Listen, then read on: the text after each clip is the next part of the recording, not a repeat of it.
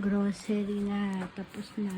Since I cook spaghetti today, mixed with corned beef, bumili na lang ako ng pizza ni Koske. At saka barbecue. Yan ang aking pinamili. Yan, instant coffee.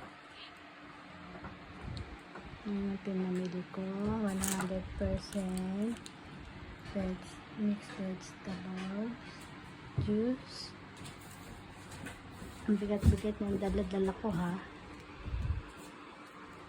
Yan, ang juice. Ito. Apple and Koske. Pineapple.